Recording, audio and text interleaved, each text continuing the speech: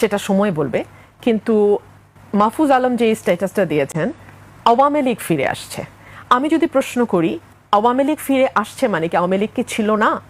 আওয়ামী লীগ ছিল, এবং আওয়ামী লীগ হয়তো চাপে ছিল, দল নিষিদ্ধ হয়েছে, মামলা হয়েছে, নেতারা বিদেশে চলে গেছে, কর্মীরা অনেক দীর্ঘ সময়, 2 বছর একটা লম্বা সময় দিগ্ভ্রান্তের মতন ছিল, কিন্তু ছিল বাংলাদেশে। সে কারণেই আমরা দেখতে পাই যে এই নির্বাচনে ভোটের পার্সেন্টেজ যখন আমরা দেখি 38 to 40% উপরে অ্যাকচুয়ালি ভোট কাস্ট হয় নাই। সো এই যে বাকি মানুষগুলো, তারা কেউ হয়তো আওয়ামী লীগের কর্মী, কেউ হয়তো সমর্থক, কেউ হয়তো ভোটার, তারা মনে করেছে যে এই নির্বাচনে গিয়ে আমার কি লাভ যেখানে আওয়ামী লীগ নাই। সো এই যে আওয়ামী লীগের প্রতি সমর্থন, ভালোবাসা, এটা খুব স্বাভাবিক, কারণ এই দলটি দীর্ঘ সময় বাংলাদেশে রাজনীতি করেছে।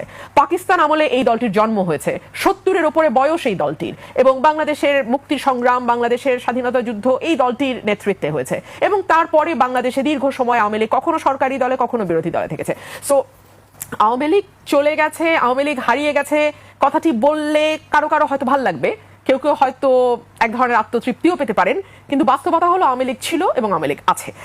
আমাদের যেই জায়গাটায় প্রশ্ন, যে তাহলে ফিরে আসার কথা কেন বলা হচ্ছে, বা আসিফ নজরুল যেটা বললেন ফিরেছে তাদের দম্ভ, আপনি বললেন ঔদ্ধত্য, ধৃষ্টতা, ইত্যাদি ইত্যাদি।